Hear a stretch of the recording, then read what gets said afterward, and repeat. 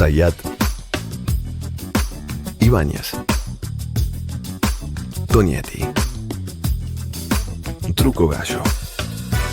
Hola, sean bienvenidos a Truco Gallo, el podcast sobre actualidad política y económica de Argentina. Mi nombre es Daniel Carlos Tonietti y me acompañan episodio a episodio Alfredo Cuchu Zayat. Cuchu, ¿cómo le va? Bien, muy bien. Buen día, buenas tardes, buenas noches para todos. Bien, completa el equipo Pablo Totó Ibáñez. ¿Cómo le va, Totó? Pablo Augusto Ibáñez, ya que Pablo estamos Augusto. con los dos nombres. Voy a registrar su segundo nombre. Bien. Y vamos a hablar de un personaje donde el segundo nombre tenía muy incorporado el Carlos Saúl. Claro, estamos hablando de la desaparición física del hombre que ha ocupado el poder por mayor cantidad de tiempo en el siglo XX. Estamos hablando de Carlos Saúl Menem.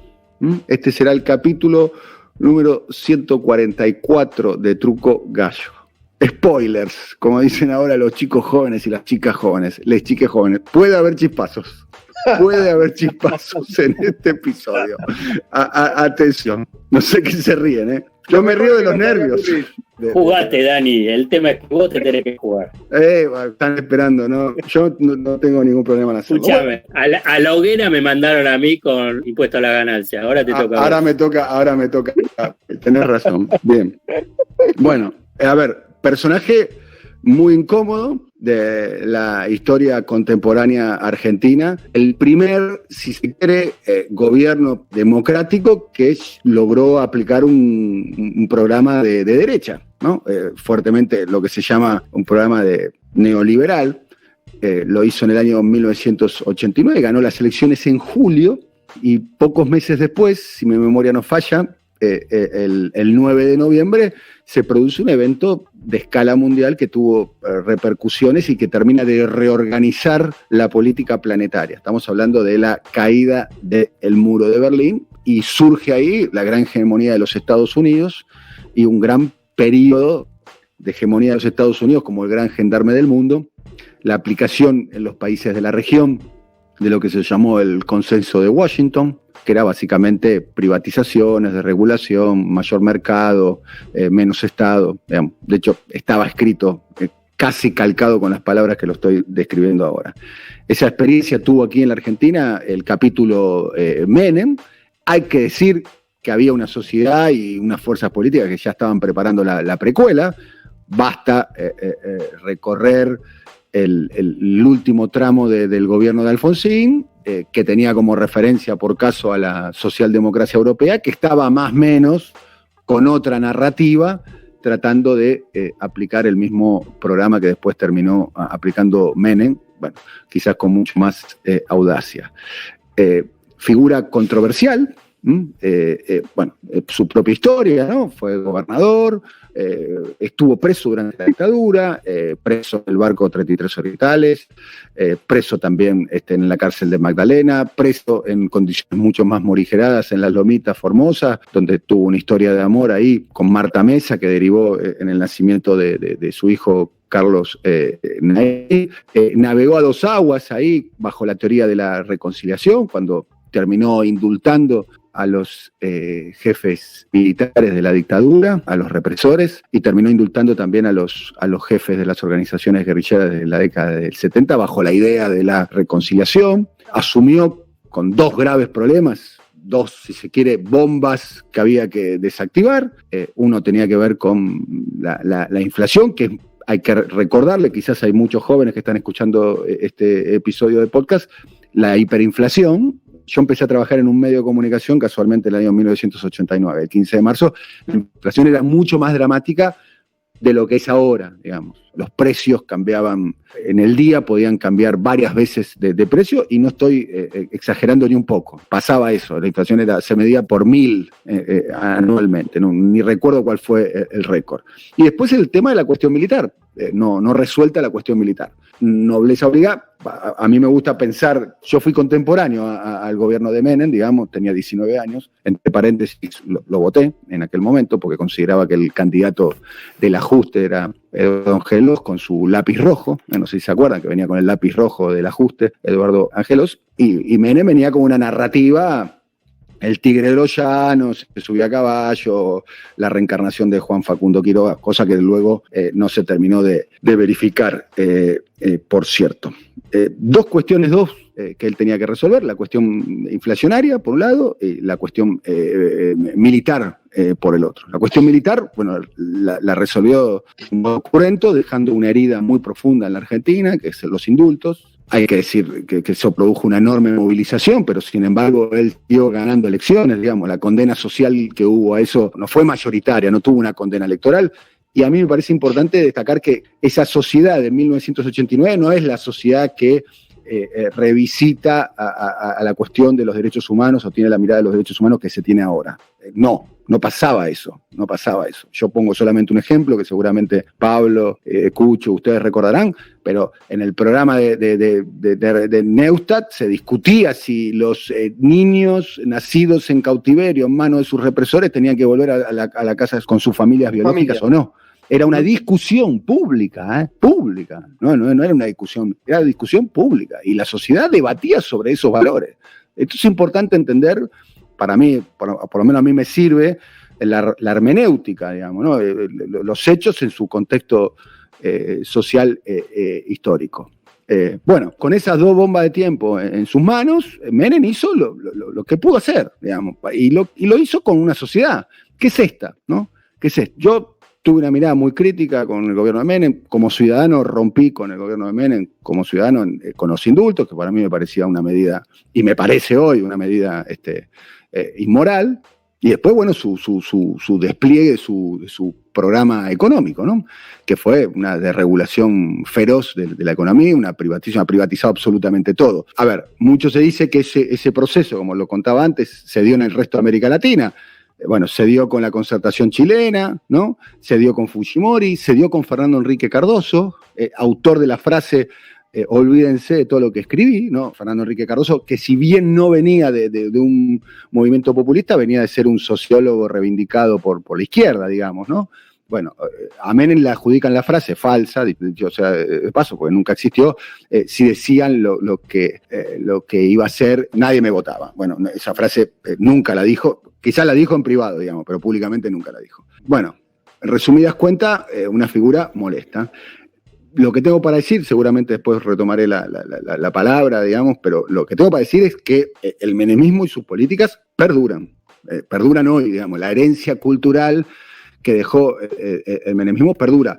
Para aquellos que son menemistas o que acompañan esa idea, que me imagino que muchos estarán en Juntos por el Cambio o algunos estarán probablemente en el Frente de Todos, bueno, eso será un hecho positivo, por caso. Para otros quizás tenemos una mirada un poco más negativa de lo que fue el gobierno en muchos aspectos, pero perduran. Voy a dar solamente dos ejemplos de privatizaciones de espacio público durante la época de Menem. Costa Salguero, 35 manzanas frente al Río de la Plata. Bueno, que ahora todo pareciera indicar que están dadas las condiciones para su reprivatización. O sea, lo que era del Estado, se privatizó en la época de Menem, se va a reprivatizar ahora.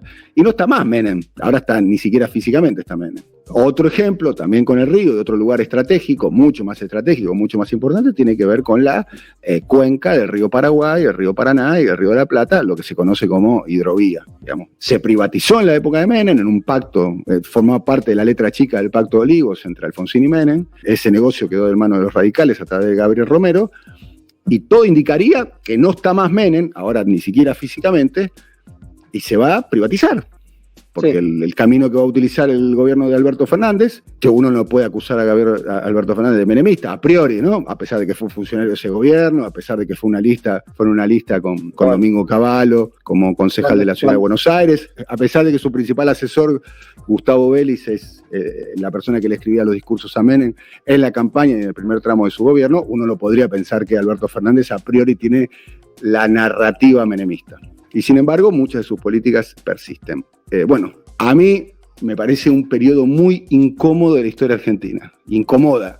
Y es un periodo donde nos cuesta, a mí por lo menos, ¿no? que tengo la pretensión de quizás tratar de ver algo más, obviamente muchas veces no lo logro, evito concebir el análisis de un periodo histórico tan diverso, tan rico, tan complejo, como si fuera, no sé, la góndola de un supermercado, que bueno, Menem neoliberal, acá lo ponemos. Bueno, y me parece que tiene una enorme complejidad. Hay una frase, y quiero terminar con esto, mi primera participación, de un texto que escribió Martín Rodríguez. Quiero decir que lo leo asiduamente a Martín, muchas veces no concuerdo con sus posiciones, me animaría a decir que la mayoría de veces no concuerdo con sus posiciones, en otras sí concuerdo, y él tiene una frase que a mí me resulta interesante para compartir con ustedes, que cita una película, que es una película de Oliver Stone, que es la biografía de Nixon, que Nixon, un hombre republicano de derecha, cuya biografía se la hace Oliver Stone, que es el gran retratista, el cineasta de izquierda de Hollywood, ¿no? Entre otras cuestiones. Y escribe Martín Rodríguez: el Nixon de Oliver Stone se arrodilla a rezar y le dice al cuadro de JFK, de Kennedy, comillas, cuando te ven lo que quieren ser, cuando me ven lo que son.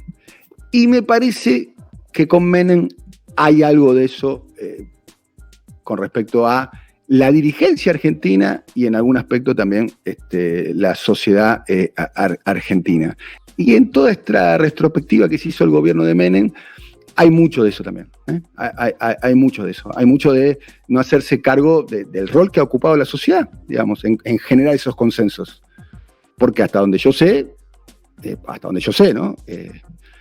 Menem ganó todas las elecciones libres, transparentes, sin fraude, en algunos casos con toda la prensa en contra. Cuando digo toda la prensa en contra, es toda la prensa en contra. Ahí no había grieta. Estaba La Nata, Berbisky, y todo el diario Clarín y La Nación en contra de Menem en el año 95. Digamos. No había la grieta mediática que se ve ahora.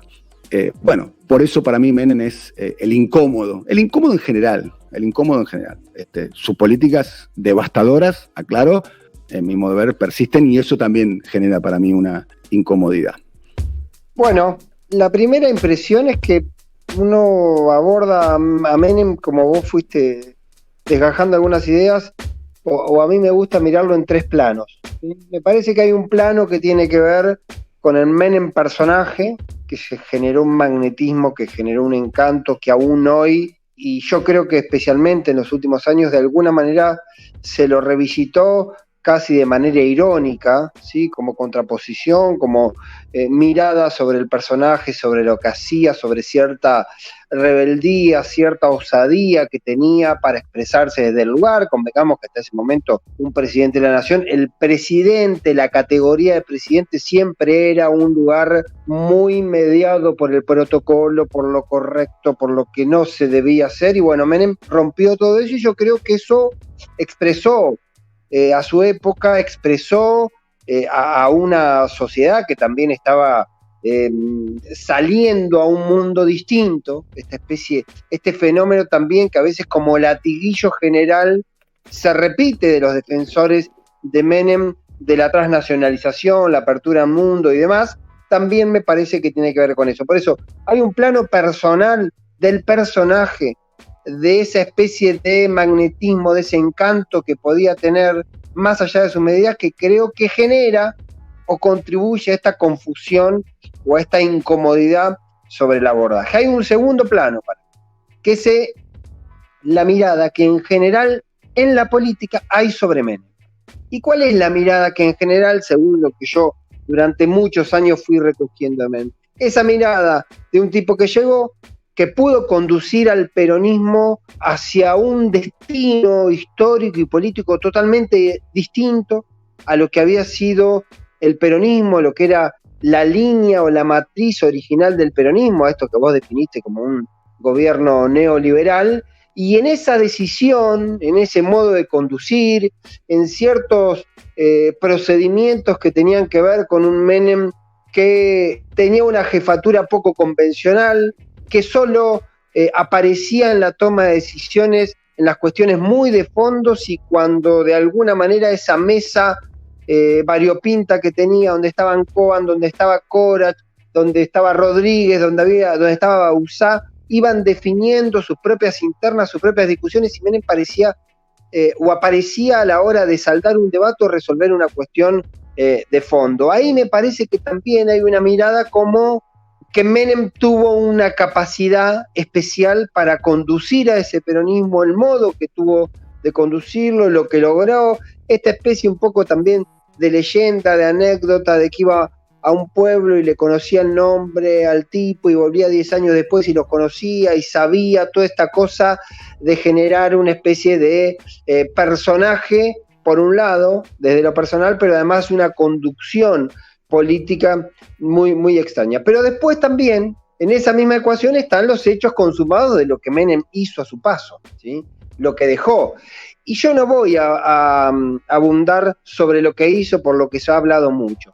Lo que sí me parece que a veces falta en la lectura posterior, ¿sí? Y déjame decir un paso antes de esto, que tiene que ver el personaje, el político, pero también con el político, más allá de que haya muchos dirigentes que hayan nacido, que de alguna manera sean hijos de Menem o de la época Menem. Vos nombraste a Belis por el rol que tuvo, pero también Rodríguez arrancó con eso, en ese sistema, Scioli entró en ese sistema, de Narváez se incorpora a la política a través de Menem, Mauricio Macri tiene sus primeras armas respecto a la política en tiempos de Carlos Menem, y con esta farandulización de la política que impulsó Menem, también figuras como Sergio Massa, más jóvenes, que tuvieron sus primeras armas en la política grande, junto a Palito Ortega, que era como el candidato que había armado Carlos Menem para enfrentar a Eduardo Duhalde en el 99, y si te pones a repasar los que tuvieron primeras líneas, segundas y terceras líneas, posiblemente, en esta cosa que a veces se le cuestiona al peronismo, buena parte del peronismo, ni hablar si mirás, por ejemplo, el segmento sindical.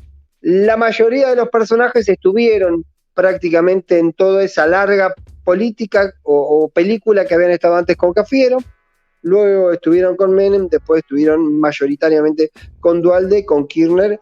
Después algunos se pelearon, por ejemplo, con Cristina, pero también se pelea con Cristina, un personaje que en algún momento tenemos que hablar, como Hugo Llano, que también fue uno de los pocos sindicalistas que llevó adelante y construyó su figura y su entidad política y su identidad gremial también a partir de oponerse a la gestión de Carlos Menem desde un movimiento político, el MTA, un movimiento en ese momento periférico. Ahora, lo que no existe, todavía no pasaron 20 años de su última participación, no existe el menemismo. Puede haber identidades y pertenencias, puede haber tipos que vindican todavía ciertos modos del peronismo, pero no existe, del menemismo, pero no existe el menemismo, no existe una entidad menemista, no existe esa figura que ocupó 10 años, produjo cambios de una profundidad histórica y no existe una referencia de una vindicación. Puede haber dispersa por ahí